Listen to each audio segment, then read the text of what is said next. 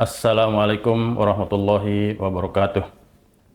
Alhamdulillah wa syukrulillah la haula wa la quwata illa billah. Asyhadu an la ilaha illallah wahdahu la syarikalah. Asyhadu anna Muhammadan abduhu wa rasuluh la nabiyya wa la rasula ba'da amma ba'd. Puji syukur pada Allah Subhanahu wa taala yang senantiasa memberikan rahmat cintanya kepada kita sekalian sehingga kita dalam keadaan sehat walafiat. Tentu ini adalah karunia yang luar biasa dari Allah Subhanahu wa taala.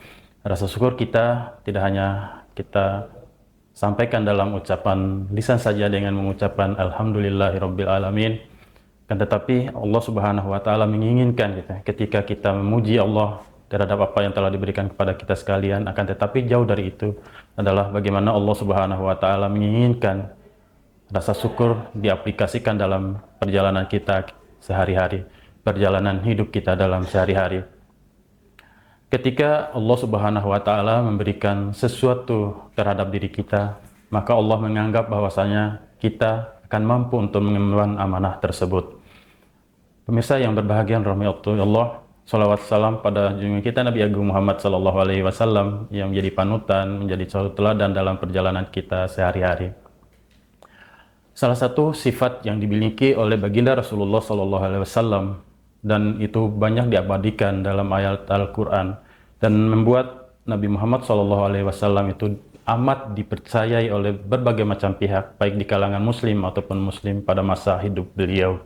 Salah satu sifat yang mulia yang dimiliki oleh beliau adalah bagaimana beliau menjaga amanah, baik amanah itu datangnya dari Allah Subhanahu wa taala dengan menjalankan apa saja yang diperintahkan Allah Subhanahu wa taala, maupun amanah yang dibebankan padanya dari saudara-saudaranya ataupun orang-orang yang hidup di masanya.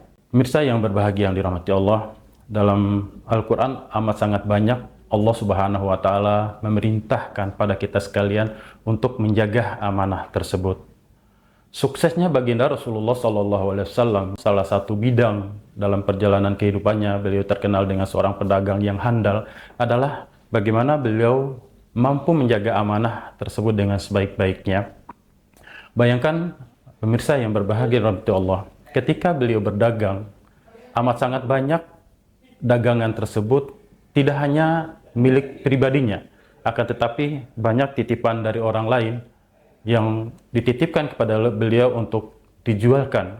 Salah satunya dalam sejarah, kalau kita membaca sejarah, pemirsa yang berbahagia, bagaimana Khadijah yang sebelum beliau menjadi istrinya Rasulullah SAW seringkali menitipkan dagangannya pada baginda Rasulullah SAW. Karena amanahnya Rasulullah SAW ketika beliau memperdagangkan titipan orang tersebut mendapatkan keuntungan yang banyak, maka beliau berlaku jujur pada orang-orang yang dititipkan barang tersebut. Begitu juga dengan Khadijah. Gitu. Maka timbullah kepercayaan yang luar biasa, tidak hanya di kalangan muslim pada waktu itu, akan tetapi di kalangan non-muslim pun merasa luar biasa terhadap keagungan baginda Rasulullah SAW terhadap sifat amanah tersebut.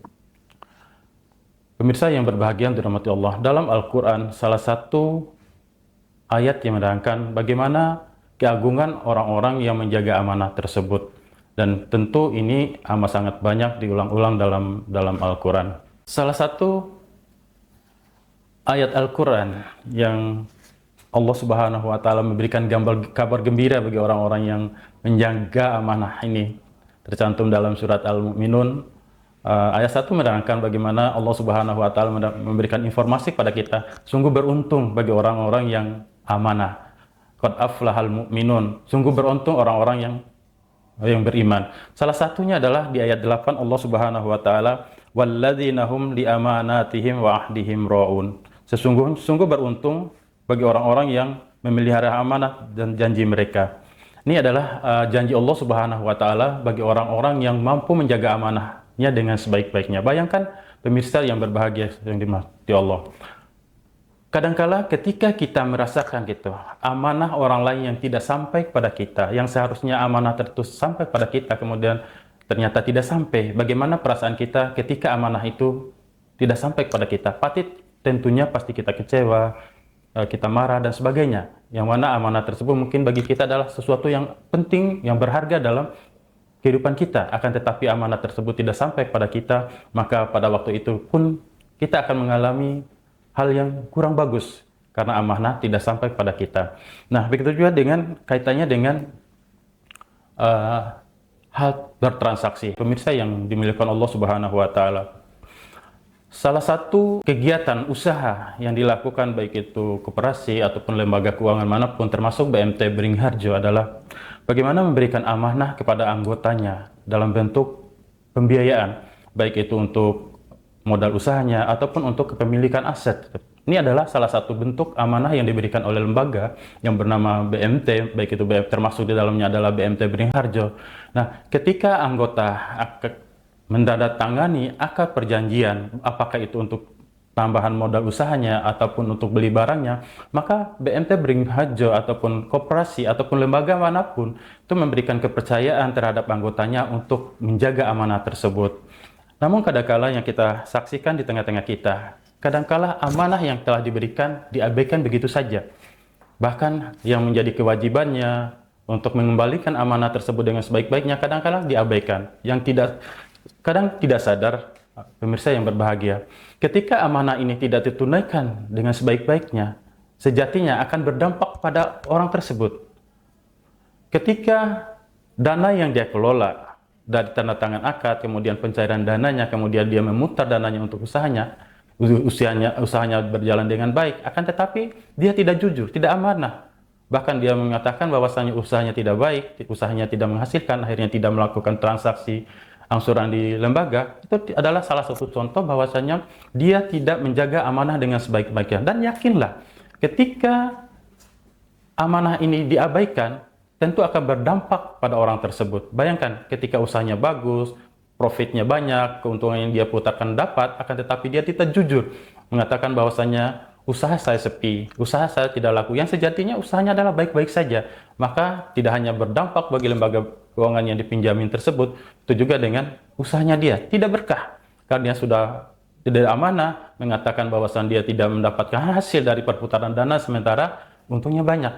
Maka yakinlah akan berdampak tidak baik terhadap usahanya, terhadap keluarga dan sebagainya. Nah, maka oleh sebab itu, mari kita tunaikan amanah ini dengan sebaik-baiknya. Bila ingin hidup lebih baik, bila usahanya akan berkembang dengan baik, jaga amanah dengan sebaik-baiknya. Ketika suatu lembaga, termasuk di dalamnya BMT Beringharjo, mempercayai untuk mengelola dana, maka kelolalah dengan sebaik-baiknya, sesuai dengan akad yang telah ditandatangani. Kemudian kewajiban-kewajibannya ditunaikan. Tentu ketika hal ini dilakukan dengan sebaik-baiknya, usahanya akan mendapatkan berkah, kehidupan akan tentram, dan sebagainya. Maka pemirsa yang berbahagia yang dirahmati Allah, laksanakanlah amanah ini dengan sebaik-baiknya. Rasulullah SAW dalam memberikan contoh yang baik, bagaimana mengelola amanah dengan sebaik-baiknya, sehingga beliau banyak saudaranya, usahanya lancar, dan berkah dalam kehidupannya sampai akhir hayatnya. Demikian kurang lebihnya, sama maaf. Wassalamualaikum warahmatullahi wabarakatuh.